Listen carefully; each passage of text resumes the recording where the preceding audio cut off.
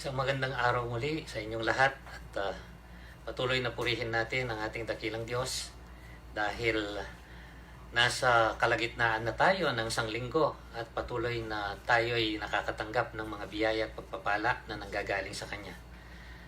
Nawa, kayo ay patuloy na nakakaranas ng kasiyahan ng buhay na taglay natin sa kapanahunan ngayon sa kabila ng ating mga pinagdaraanan. Yan ang layunin at nasain ng maraming mga tao ang makaranas ng buhay na kasiyasiya. Buhay na may katiwasayan at merong kasapatan at tinatawag na buhay na may kasaganaan. Napakarami ng mga posibleng masabi ng mga tao na sangkap ng isang buhay na kasiyasiya. Maaaring isang magandang pamilya, maaaring isang kabuhayan na nagtataguyod ng pang-araw-araw na kinakailangan. Maaaring sangkap nito ang kalusugan upang makagawa ng maraming bagay na nagbibigay ng tuwa at kasiyahan. Maaaring merong sapat na mga ari-arian. Yung iba gusto nila magkaroon ng sariling bahay at lupa, yung tinitirhan na hindi nila inaalala na maaaring mawala sa kanila.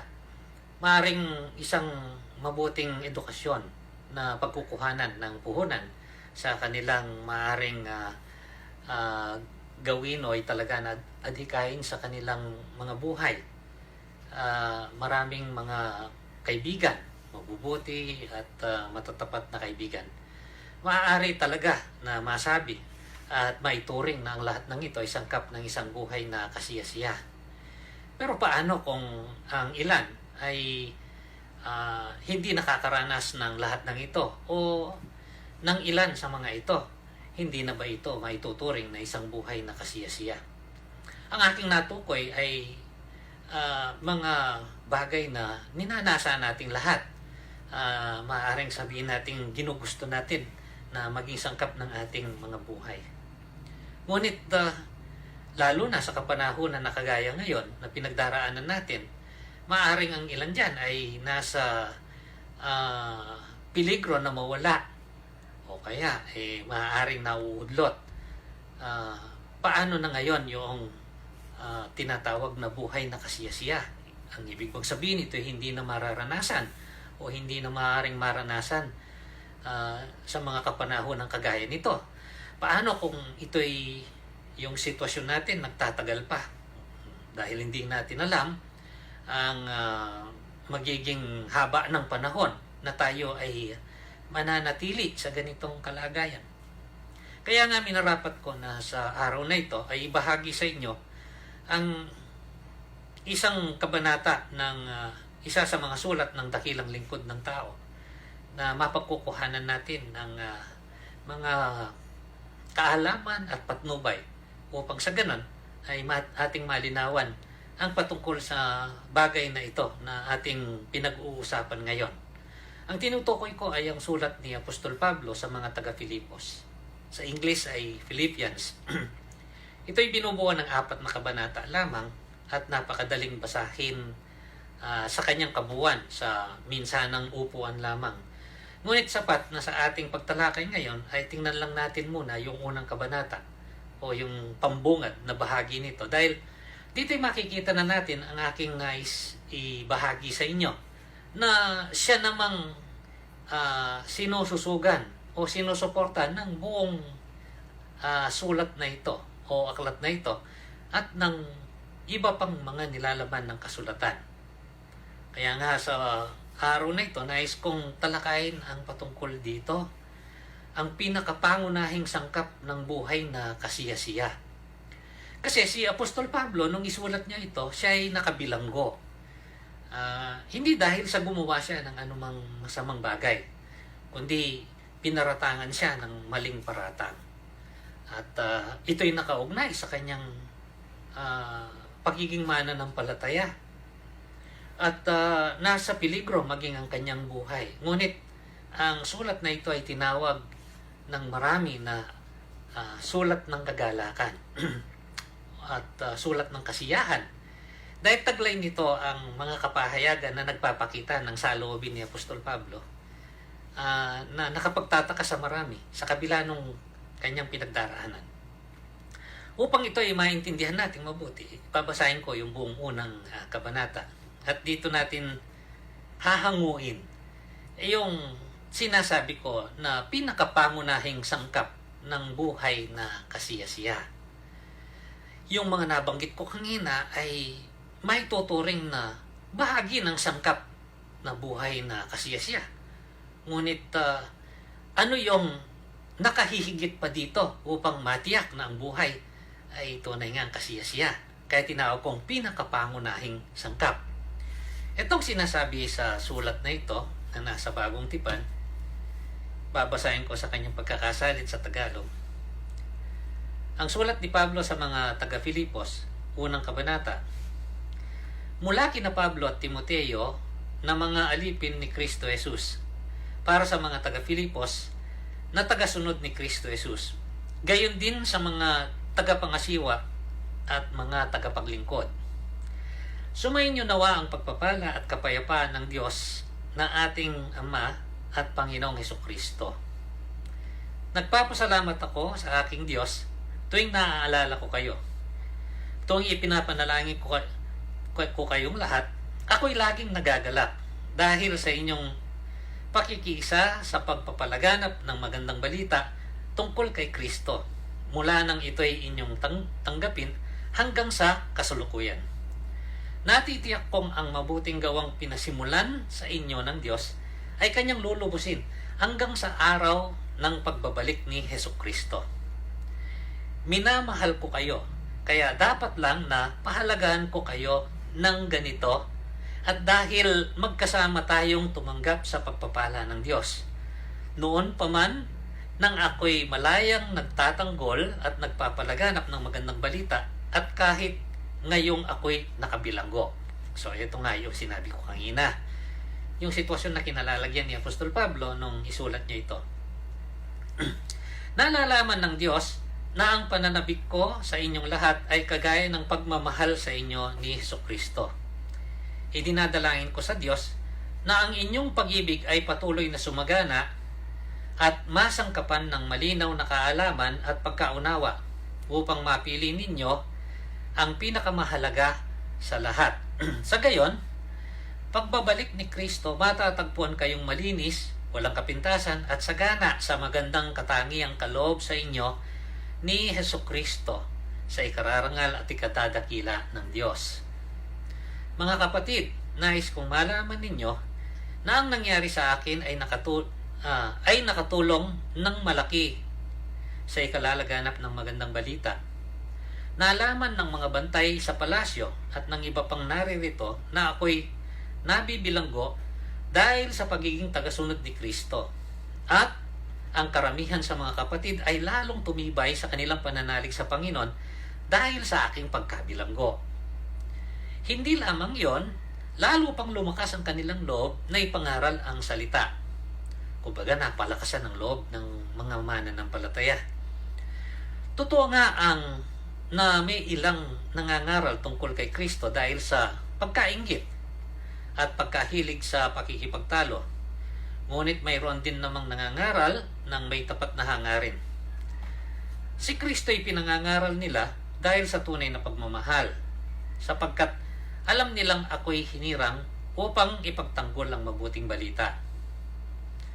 Ngunit ang iba ay nangangaral ng di dapat o di tapat sa kalooban, kundi dahil sa udyok ng masamang hangarin, sapagkat hangad nilang dagdagan ang paghihirap ko sa aking pagkakabilanggo.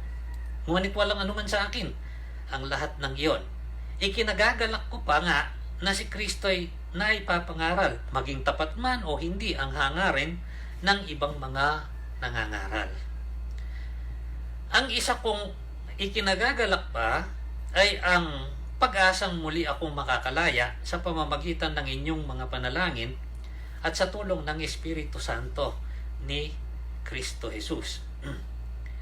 Ang aking pinakakanais at inaasahan ay ang hindi ako mapahiya sa anumang bagay, kundi sa lahat ng panahon ay buong tapang kong maparangalan si Kristo sa buhay o sa kamatayan man.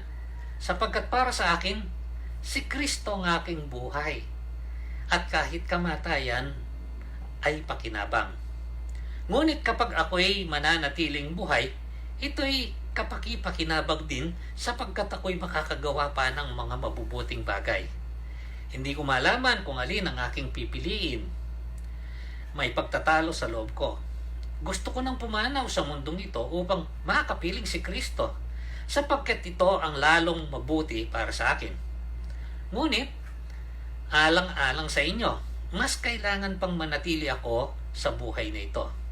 Dahil dito, natitiyak ko na ako'y mabubuhay pa at makakasama ninyong lahat upang matulungan kayong magpatuloy ng may kagalakan sa inyong pananalig sa Panginoon. Kung magkagayon, lalo ninyo akong may pagmamalaki at lalo ninyong pupurihin si Kristo Jesus dahil sa aking pagbabalik sa inyo. Kaya nga, mga kapatid, pagsikapan ninyong mamuhay ayon sa magandang balita ni Kristo. Sa gayon, makabalik man ako sa inyong piling o hindi, makakatiyak pa rin akong kayo'y nananatili sa isang layunin at sama-samang ipinaglalaban ang pananalig sa magandang balita. Huwag kayong matatakot sa inyong mga kaaway. Magpakatatag kayo sapagkat ito mismo ang palatandaan na sila ay mapapahamak at kayo'y maliligtas, sapagkat ang Diyos ang nagbibigay sa inyo ng tagumpay. Dahil ipinagkaloob niya sa inyo, hindi lamang ang manalig sa Kanya, kundi ang magtiis din naman alang-alang kay Kristo. Ngayon, kasama ko na kayo sa pakikibakang nakita ninyong ginagawa ko noon at nababalitaan ninyong ginagawa ko pa rin hanggang ngayon. Ito'y pambungad lang sa napakagandang sulat na ito na nasabi ko ay tinawag na sulat ng kagalakan o sulat ng kasiyahan. It is a letter of joy and a letter of satisfaction from the Apostle Paul na matagal ng panahong naglilingkod sa Panginoon at tumanda na sa kanyang ginagawa at walang sawa sa kanyang pagpapatuloy. Dito'y makikita natin na si Apostol Pablo, kagaya ng ating nalaman dito kahit nakabilanggo, ay parang walang panghihinayang sa kinahinatnan ng kanyang buhay sa puntong ito. Kasi yung ibang mga tao, kung minsan, napakaganda ng takbo ng buhay nila at tuwang-tuwa sila. Pero kapag medyo hindi na dumadaloy yung takbo ng buhay nila ayon dun sa magandang kanilang naranasan na, ay parang naiisip nila ang panghihinayang. Para bang, bakit pa ako nakarating sa ganitong kalagayan? So dito'y makikita natin ang ilang importanteng bagay na nais kong ibahagi na mapapatunayan at mapapatibay ng kabuuan ng sulat na ito at ng buong kasulatan.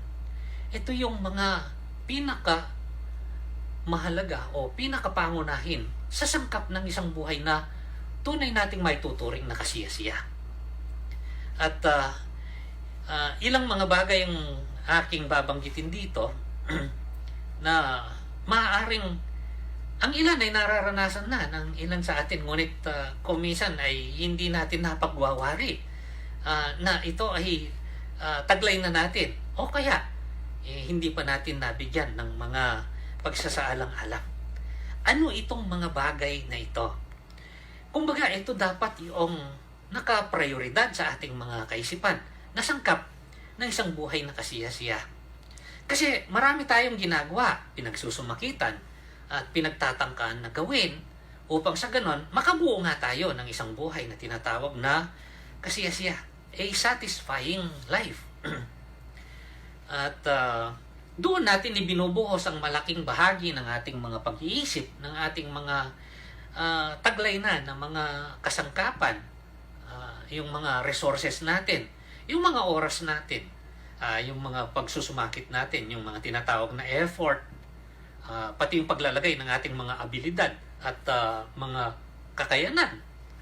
Pero alam nyo ba na kapag tiningnan natin mabuti itong unang kabanatang ito ng Filipos, ayon sa ating binasa kanina, ay walang masyadong binanggit si Apostol Pablo sa mga bagay na nakaugnay sa kanyang buhay na labas ng kanyang pagkatao. Ang mga bagay na kanyang sinambit dito ay nakaugnay o bahagi ng kanyang mismong pagkatao. His personal being, his inner being, not the things that are around him, that are even attached to him. There are matters or things that are attached to us, to our lives. In one way or another, may connection sa atin. Yung mga pamilya natin, yung mga trabaho natin, yung mga kasangkapan natin, ari-arian natin, yung mga nagawa natin, yung edukasyon natin, nakaugnay sa atin yan eh. Pero kung papansinin natin, ay walang makikita na binanggit dito. Hindi ibig sabihin na hindi mahalaga yan. Pero mapapag-unawa natin na ang binanggit ni Apostol Pablo, binigyan niya ng diin, ay yung pinaka-pangunahin at pinakamahalaga. Lalo na wala nga siyang katiyakan na ang kanyang buhay ay mananatili pa ng matagal. Kaya nga, parang nagtatagubilin na rin siya sa mga taga-Filipos. Baka sakali nga na hanggang dito na lang siya sa puntong ito ng kanyang buhay. May maiwanan siyang mahalaga na pagpapaalala sa kanila. Upang sa ganon, ay mapagtanto nila at maipagpatuloy yung kanilang kinalalagyan na buhay na karapat-dapat sanang kanilang mapagwari na kasiya-siya. Ano itong sangkap nito? Ang kauna-unahan sa lahat ay wala nang marami pang mga tinatawag na pasikot-sikot pa at mga maraming mga liwanag pa. Pero diretsahan itong makikita natin dito. At itong pinagmumulan ng lahat. Itong pinakauna sa lahat. Dito magpapasimula ako doon sa pinakauna na pinakamahalaga o pinakapangunahin. Usually kasi pag magbibigay ka ng listahan, pwede mong gawin na una, ikalawa, tatlo, ikaapat, tapos sasabihin mo, last but not the least. Pero uunahin ko na ito. Walang iba na kailangan na sangkap ay si Kristo. Christ Himself. Si Kristo Jesus. Paul didn't mince words. He said it straight forward. He even went further to stress this in the entire letter. Anong sabi niya dun sa unang kabanata, talatang 20 hanggang 21? Ang sabi niya sa kanila, ang aking pinakananais at inaasahan ay ang hindi ako mapahiya sa anumang bagay, kundi sa lahat ng panahon ay buong tapang kong maparangalan si Kristo sa buhay o sa kamatayan man. At to top it up, etong sabi niya sa verse 21, sapagkat para sa akin, si Kristo ang aking buhay at kahit kamatayan ay pakinabang. For me to live is Christ and to die is gain.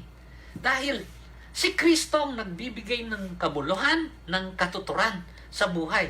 At siya lang ang tunay na makapagbibigay ng kasiyahan sa buhay. After all, maaalala siguro natin ang sinabi mismo ng Panginoong Hesus doon sa kapahayagan niya, doon sa John chapter 10, verse 10. But I have come that they may have life and have it to the full. Ang ibang pagkakasalin, sabi, I have come that they may have life and have it more abundantly. Ako'y dumating upang sila ay magkaroon ng buhay at buhay na sagana o buhay na kasiyasiya. Hindi kasi makakatagpo ng tunay na sukat ng kasiyahan na siya namang gusto ng Panginoon para sa kanyang mga nilalang ang sino mang tao kung hindi siya makarating doon sa pagkakilala sa Panginoong Hesukristo. Si Apostol Pablo, sabi niya, ang mabuhay ay si Kristo. Nang dahil kay Kristo, nang para kay Kristo. At nang dahil dito, maging ang mamatay ay pakinabang. Bakit? Dahil kapag kilala ang Panginoong Hesukristo, tinanggap siya bilang tagapagligtas at Panginoon ng buhay, may katiyakan ng buhay na walang hanggan. John 3:16. Kayo na lang ang pag-ibig ng Diyos sa sangkatauhan, kanyang sinugo ang kanyang bugtong na anak. Sino? Si Jesucristo. Upang sino mang manalig sa kanya, di mapahamak, kundi magkaroon ng buhay na walang hanggan. At yun ang sinasabi. Ang taglay mong buhay na walang hanggan ay siyang matatawag na buhay na kasiyasiya. Jesus Christ made this clear. The greatest pursuit in life is the pursuit for Christ. For He is the only way to God and to eternal life. Ang sabi niya dun sa John chapter 14 verse 6, I am the way, the truth, and the life. No one comes to the Father except through me. Binigyan niya ng katiyakan na sa pamamagitan niya ay maaring makarating sa piling ng Diyos at sa kaharian ng Diyos. At yan naman ay pinatunayan ng maraming bahagi ng kasulatan. Sa turo ng Panginoong Jesucristo, ilan sa mga pinaka-importanting binigyan niya ng diin ay itong dalawang bagay na ito. I cannot overemphasize this. I have to say them again and again. Ang sabi niya doon sa kanyang Sermon on the Mount sa Matthew chapter 6 verse 33 na probably by this time has been memorized by a lot of people. Ang sabi niya, ngunit higit sa lahat ay pagsikapan ninyo na kayo'y pagharian ng Diyos at mamuhay ng ayon sa kanyang kalooban at ibibigay niya sa inyo ang lahat ng inyong pangangailangan. Seek ye first the kingdom of God and His righteousness, and all these things shall be added unto you. Pero meron siyang binigyang kalinawan dahil nga maaaring ang tao ay mag-aakala na kapag natamo niya yung ilan sa mga kasiyasiya namang bagay ay sapat na ito. Kaya ito ang kanilang mahigpit na pinanghahawakan. Pero kagaya ng sinabi ko, paano naman kapag ito ay nawala? Paano kapag ito ay hindi natatamo ng iba? O parang hindi abot ng kanilang mga pagsusumakit at pagsusumikap. Anong sabi niya dito sa Mateo, 16 na kabanata, talatang 26. Another popular verse that you may have already memorized. Sapagkat ano ba ang mapapala ng isang tao, makamtan man niya ang buong daigdig, ngunit mapapahamak naman ang kanyang sarili. Ano ba ang may babayad ng isang tao para mabawi niya ang kanyang buhay? What shall it profit a man if he gains the whole world but lose his own soul? At ito ang kagandahan ng kagandang loob ng Diyos na kanyang ipinagkakalob ng libre. Ang pinakamahalagang kailangan natin sa pamamagitan lang ng pananalig kay Kristo Jesus, tayo magkakaroon ng buhay na walang hanggan at tunay na buhay na kasiyasiya. Ito yung pinakauna sa lahat. Sa mga pinakapangunahing sangkap ng buhay na kasiyasiya, si Kristo. After all, He is called the first and the last. Therefore, He will have to be first in our lives until the last day of our lives, until eternity. Siya ang una at ang huli. Siya ang pasimula, siya ang katapusan. Kaya marapat lamang na siya yung magkaroon ng pinakaunang lugar sa ating mga buhay. Hanggang sa katapusan ng buhay na alam natin, patungo doon sa buhay na walang hanggan.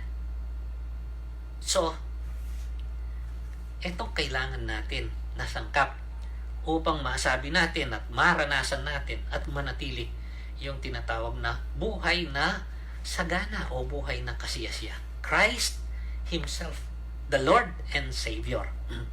Pero dito ay marami pang binanggit si Apostol Pablo na nagbibigay sa atin ng diretsahang kapahayagan o pahiwatig kung ano pa ang mga bagay na kaakibat ng pagkakaroon natin ng kaugnayan sa Diyos sa pamamagitan ng Panginoong Hesukristo.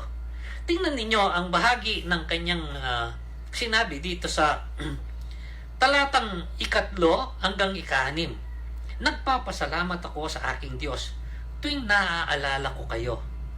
Tuwing ipinapanalangin ko kayong lahat, ako'y laging nagagalak dahil sa inyong pakikisa sa pagpapalaganap ng magandang balita tungkol kay Kristo.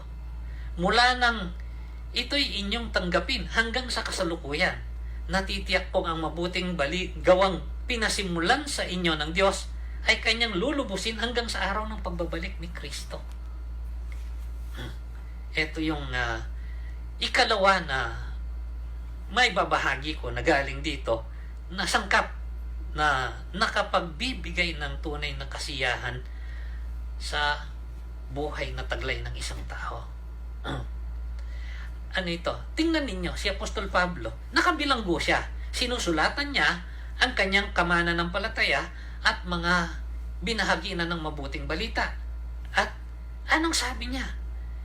Siya'y nagagalak, siya'y natutuwa, at palagian silang ipinapanalangin. At siya ay natutuwa sa kanilang pakikibahagi sa pagpapalaganap ng mabuting balita. Ano ang ipinapahiwatig nito na taglay ni Apostol Pablo? Gayong siya ngayon ay nakabilanggo. Hindi niya sinabing hindi katanggap-tanggap itong nangyari sa akin pagkatapos ng mahabang panahon na ako ay naglilingkod sa Panginoon. Dito lang pala ako mauuwi. Hindi. Anong makikita natin dito na sangkap ng pagkatao ng apostol na ito o sangkap ng kanyang buhay? At ito'y patutunayan din naman ng iba pang bahagi nito. Pero dahil nga ang sinasaalang-alang natin, itong pambungad na bahagi, dito pa lang ay malalaman na natin ito. Una, anong sangkap? Kristo Jesus. Pangalawa, kakontentuhan. The first important ingredient of a satisfying life is Christ Himself. Secondly, is contentment because of having Christ. Ang isang taong natutong masiyahan ay may kagalakan at may pagpapasalamat anuman ang kanyang pinagdaraanan. Paul is in prison and some people are still attempting to make his life harder. Sabi nga niya, yung iba nangangaral pa nga dahil sa gusto nilang mapahirapan si Apostol Pablo. Dahil noon, nagpapasimula ng usigin ang mga mananampalataya ng Panginoong Hesukristo ng mga namumuno na mga may sakop sa kanila, ang mga Romano. At sa tuwing dumarami yung mga nangangaral, yung mga nauna o pangunahing mangangaral ang kanilang tinutugis. Iniisip siguro nung may galit kay Apostol Pablo na mangaral nga tayo para mas pahirapan pa si Apostol Pablo. Sabi niya, di bale, ano man ang kanilang layunin. Basta may pangaral lang ng tama si Kristo, ako'y masisiyahan na.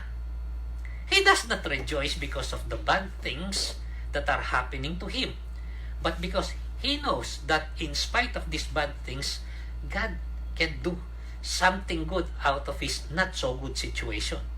So, yung kanyang kalagayan ngayon, sabi niya, nakakatulong. Nakakatulong sa kanila na sinusulatan niya na sila'y lumalakas ang loob, nagiging matibay sa pananampalataya. Nakakatulong sa adhikain ng pagpalaganap ng mabuting balita.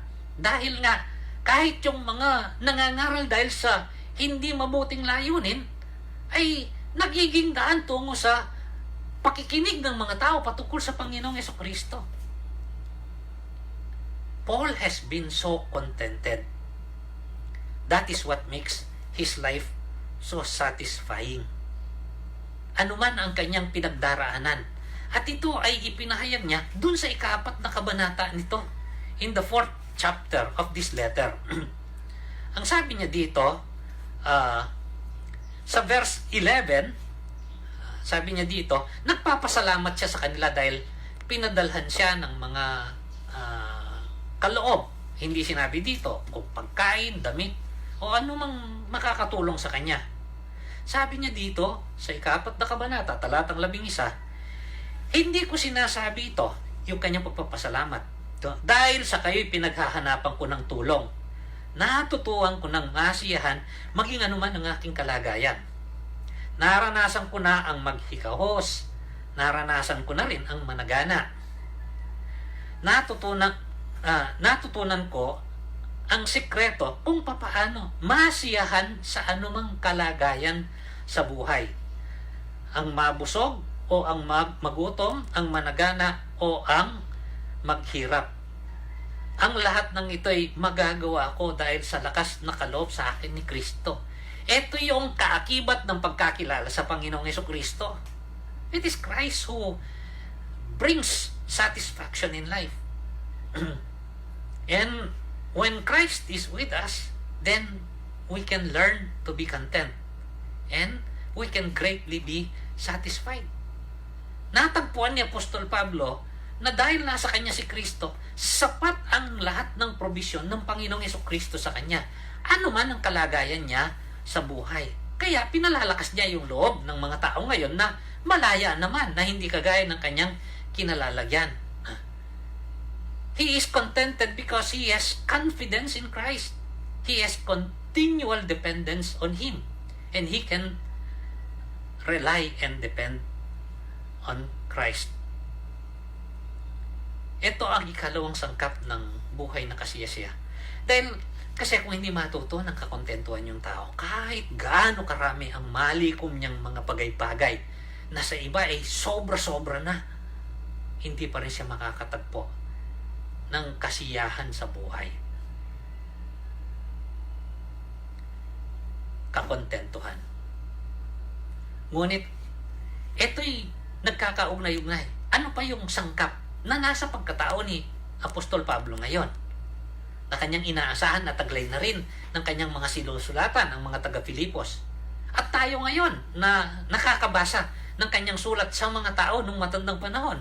Dahil ang intensyon ay hindi lang para sa kanila, kundi maging tayo na aabutan ng mga pagkatala nito at kapahayagan nito. Ano ang makikita natin na kay Pablo? Una, si Kristo. Pangalawa, kakontentuhan. Pangatlo, ang sabi ni Apostol Pablo dito, makikita nyo dito sa talatang 7. Sabi niya sa kanila, minamahal ko kayo, kaya dapat lang na pahalagahan ko kayo ng ganito, at dahil magkasama tayo tumanggap ng pagpapala ng Diyos. Noon pa man nang ako'y malayang nagtatanggol at nagpapalaganap ng magandang balita, at kahit ngayong ako'y nakabilanggo. Tapos sabi niya sa verse 9, idinadalangin ko sa Diyos na ang inyong pag-ibig ay patuloy na sumagana at masangkap ng malinaw na kaalaman at pagkaunawa upang mapili ninyo ang pinakamahalaga sa lahat. Ano yung isa pang sangkap na may dadagdag natin sa isang buhay kasiyasiya? Christ, contentment. The third one is, I would call it charity or love. Pag-ibig. Ito yung ipinahayag ni Pablo na taglay niya ngayon na siya'y nakabilanggo para sa kanila na sinusulatan niya. At idinadalangin niya na mamuo at magpatuloy sa kanilang mga buhay dahil gusto rin niya na kung paanong itinuturing niya at nararanasan niya ang buhay na kasiyasiya kahit nakabilanggo siya, ganun din naman, maranasan din nila. Ang ibig sabihin nito ay ang may pagmamalasakit sa kapwa, sa ikabubuti ng kapwa, at hindi lang ng pansariling mga kagustuhan. A lot of people are trying to find so many descriptions to give an accurate presentation of love. Pero alam ninyo, ang maaaring pinakasimple siguro, umpisan lang natin doon sa sinabi ng kasulatan ng Panginoong Jesucristo na pagpapahayag ng Panginoon. For God so loved the world that He gave His only begotten Son, that whoever believes in Him shall not perish but have everlasting life.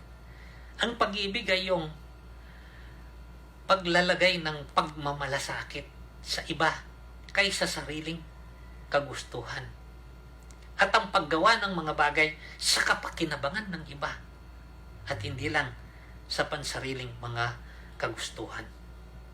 Kaya nga, ang sabi ni Apostol Pablo, doon sa verse 22 hanggang sa verse 26, ang sabi niya, ngunit kapag ako'y manatiling buhay, ito'y kapakipakinabang din sapagkat ako'y makakagawa pa ng mga mabubuting bagay. Hindi ko malaman kung alin ang aking pipiliin. Kasi kasasabi pa lang niya, ang mabuhay ay si Kristo. Pero ang mamatay, pakinabang din naman. Sa pagpapatuloy niya, sabi niya sa verse 23, nagtatalo ang loob ko. Kung gusto ko, gusto ko nang pumanaw sa mundong ito upang makapiling ni Kristo sapagkat ito ang lalong mabuti para sa akin. Kumbaga kung iisipin niya yung sariling pakinabang, sulit na eh. Sabi niya, pwede na ako. Matatamo ko na at makukuha ko na ang kasukdulan ng lahat ng pakinabang kapag nakasama na niya si Kristo. Pero anong sabi niya doon sa sumunod na talata, sa verse 24? Ngunit, alang-alang sa inyo, mas kailangan pang manatili ako sa buhay na ito. Dahil dito, natitiyak kong ako'y mabubuhay pa at makakasama ninyong lahat upang matulungan kayong magpatuloy ng may kagalakan sa inyong pananalig sa Panginoon. This is what makes life satisfying. This is what Paul is saying. He is satisfied. Bakit? Nandoon yung sangkap na kailangan. Una, Christ Jesus, the Lord and Savior. Pangalawa, contentment. Because he has confidence in Christ and he can continually depend on Him. Pangatlo, charity or love towards others. This is very satisfying. He is concerned for what is good for them, for their spiritual growth, for their strengthening. And He wants their joy to overflow. Gusto niya na managana ang kanilang kagalakan. Actually, binanggit pa niya ito doon sa 2 kabanata. Sabi niya dito, sa 2 kabanata, sa talatang 3, sabi niya, tagubilin niya sa kanila, huwag kayong gumawa ng anuman dahil sa paghahangad ninyong maging tanyag. Sa halip bilang tanda ng pagpapakumbaba, ituring ninyo ng higit ang iba kaysa inyong sarili. Pagmalasakitan ninyo ang kapakanan ng iba at hindi lamang ang sa inyong sarili. Naway magkaroon kayo ng kaisipan na tulad ni Kristo Jesus. This is what makes life satisfying. A lot of people wants to get everything for themselves. They will never really find satisfaction.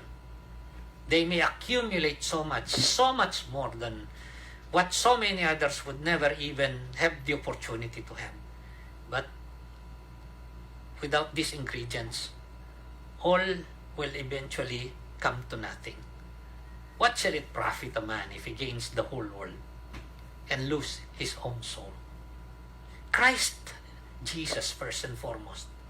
Contentment because we have Christ. Charity or love because we have received charity and love from Him and we continue to do so.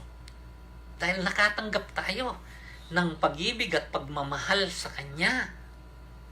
At nang dahil dito, natuto tayong magmahal, magmalasakit sa ating mga kapwa.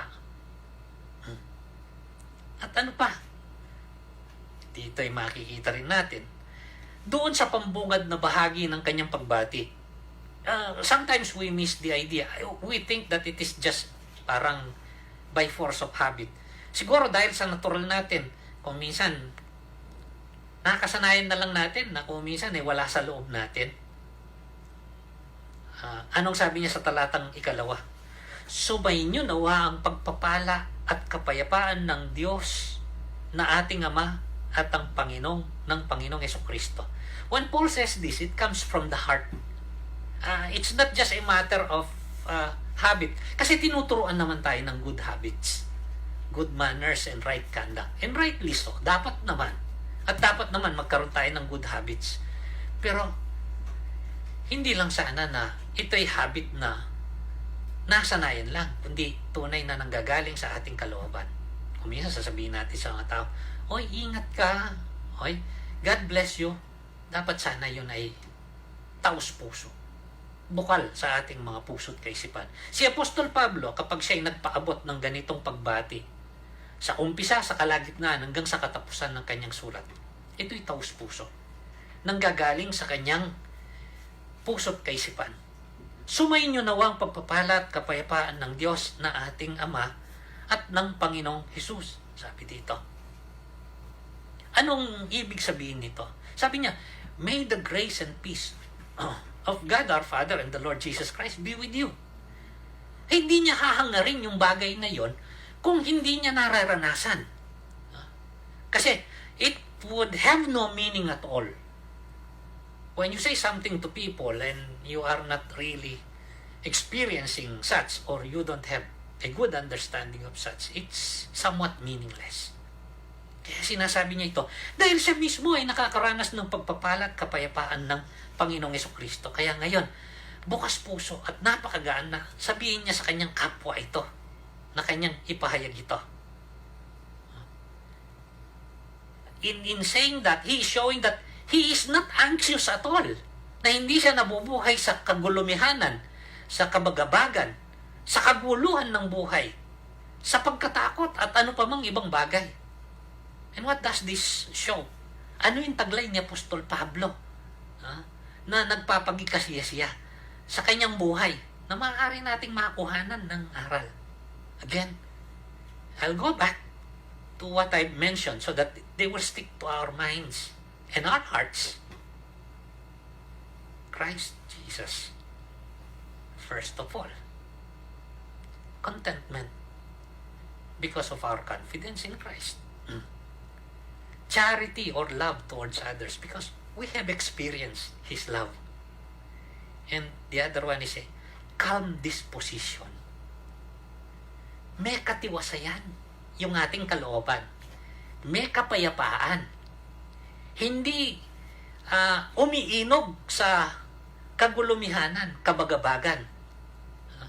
When we have Christ in us and we focus in Him, we cannot help but see His amazing grace and His unparalleled peace. Kaya nga sabi ng Panginoon, peace be with you. My peace I give unto you. Kaya nga sabi niya, in this world you will have troubles. But cheer up, I have overcome the world. He is our peace. And because of this, we can have a calm disposition. Matiwasay ang disposition natin. At yan naman ay sinabi ng apostol doon sa chapter 4 din. Doon sa verse 6 hanggang doon sa verse 7, sabi niya, huwag kayong mabalisa tungkol sa anumang bagay. Sa halip, hingin ninyo sa Diyos ang lahat ng inyong kailangan sa pamamagitan ng panalangin may pasasalamat. At ang kapayapaan ng Diyos na hindi kayang maunawaan ng tao ang siyang mag-iingat sa inyong puso at pag-iisip dahil sa inyong pakikipag-isa kay Kristo Jesus. Amazing, di po ba? Such a calm disposition. Hindi siya nabubuhay sa pagkataranta. Paul extends this greeting because he knows and experiences it. Grace and peace to all of you. Nothing can take it away from him, not even being in prison. Mabilanggo man ng katawan, ang puso't kaisipan, taglay yung katiwasayan. Ito yung tinatawag na buhay na kasiyasiya, kahit ano ang pagdaanan. Hindi ibig sabihin na hindi ka malulungkot. Hindi ibig sabihin na hindi ka dadatnan ng paminsan-minsan o madali ang pag-aalala. Pero hindi ito ang naghahari sa iyong pagkatao. Hindi ito ang sumasakop sa iyong buong buhay. Hindi itong nagpapatakbo ng iyong buhay. These are the ingredients of a satisfying life. Ang pinaka-pangunahing sangkap ng buhay na kasiyasiya, Christ Himself, contentment, charity, calm disposition. And finally, because of this, they are all intertwined. Nagkakahabi-habi yan. Tingnan natin yung sinabi muli doon sa talatang 20.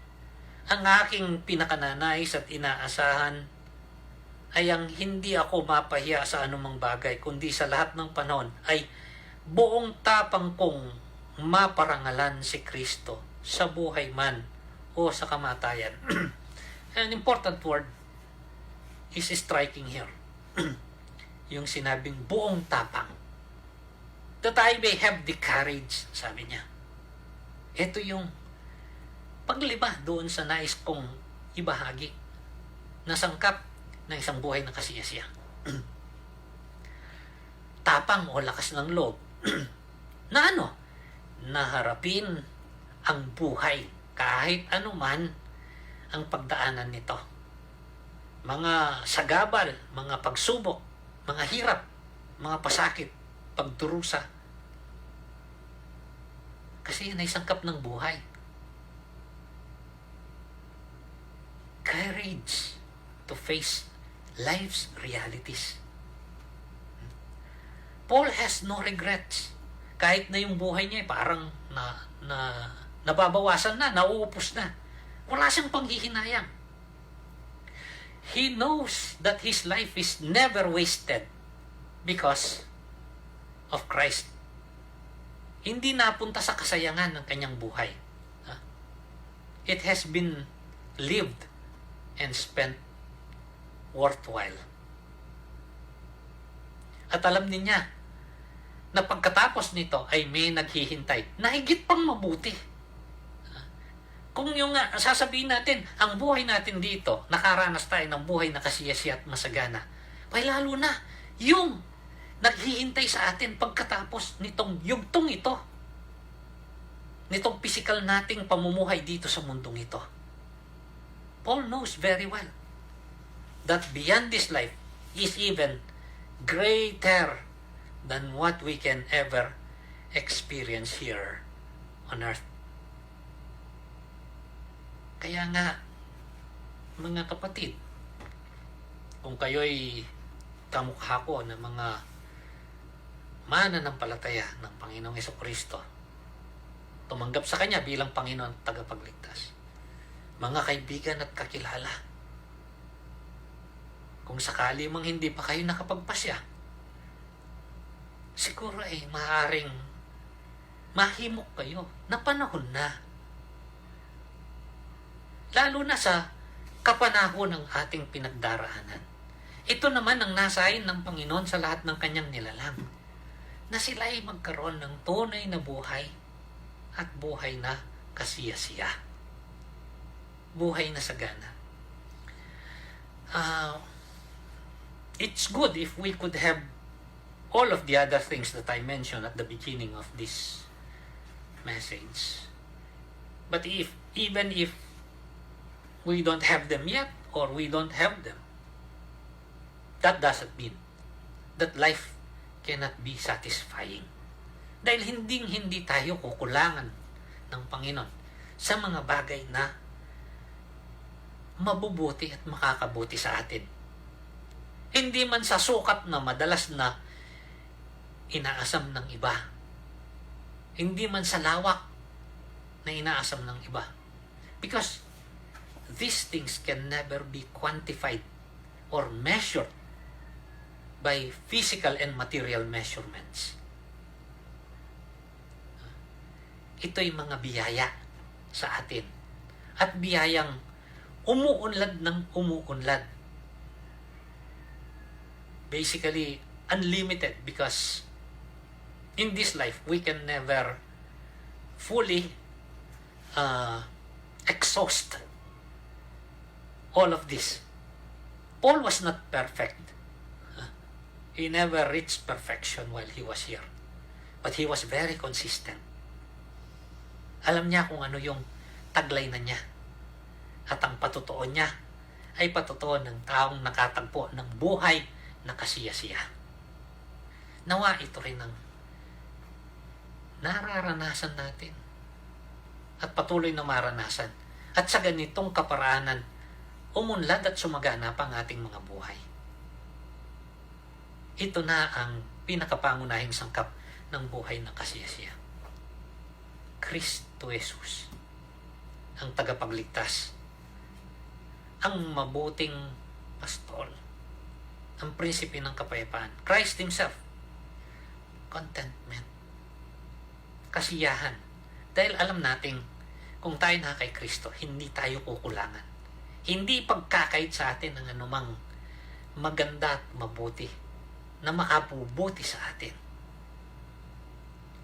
Charity, ang paglalagay ng ating atensyon sa pangangailangan at sa ikabubuti ng kapwa. Ito'y tinatawag nating madalas na pag-ibig. Kaya nga inutusan tayo ng Panginoon, mga ibigan tayo. Dahil ang Diyos ay pag-ibig. A calm disposition. Isang matiwasay na disposisyon. Hindi nabubuhay sa pagkabagabag. Hindi nababalot ng pangamba ang buhay. Merong kapayapaan at kagalakan. Merong unawa na sagana sa biyaya at pagpapala. Encourage to face life's realities. Lakas ng loob. Ang lahat ng ito, iisa lang talagang pinanggagalingan. Si Kristo Jesus. Nawa ang buhay ng bawat isa sa inyo ay maging kasiyasiya at masagana. Maging sa kalagitnaan ng mga hirap at mga pagsubok sa buhay. Tayo magpasalamat sa dakilang Diyos. Panginoong Diyos, maraming salamat po. Salamat po sa taglay naming buhay. Galing sa iyo ito. Salamat po. At hindi lang yung buhay pisikal ang nais mo na pasaganain sa aming mga buhay, kundi kami magkaroon ng buhay na walang hanggan. Salamat po sa iyong pagliligtas. Salamat, Panginoong Hesus, ikaw ay dumating upang kami magkaroon ng buhay at buhay na kasiyasiya. Salamat, Panginoong Hesus, sa aming pagkilala sa iyo. Bilang aming Panginoon tagapagligtas, kami tinuturuan mong magkontento, masiyahan sa iyong mga probisyon. At kami hinihimok mo palagi na kung ano man ang aming pangangailangan, ito'y idulog namin sa iyo. At hindi mo kami bibiguin na tugunin ang tunay naming mga pangangailangan. Salamat po at minahal mo kami. Kaya ngayon ay natuto rin kami na magmahal, magmalasakit sa kapwa. Ito naway umunlad at sumagana. Lalo na sa kapanahonan ngayon, huwag nawa na palagi ang mga sarili namin ang aming nilalagyan ng pagtingin, kundi maging ang aming mga kapwa. Salamat sa katiwasayan ng loob, sa kapayapaan. Salamat o Diyos. At sa anumang oras na kami nababagabag, kami makakalapit sa iyo. At ang iyong kapayapaang di sukat maunawaan ng siyang maaring maghari sa aming mga puso't kaisipan. At salamat sa lakas ng loob. Kung minsan halos kami manghina at napakahirap humakbang pasulong. Ngunit dahil ikaw ay sumasa amin at kasama namin, maaari kaming makapagpatuloy.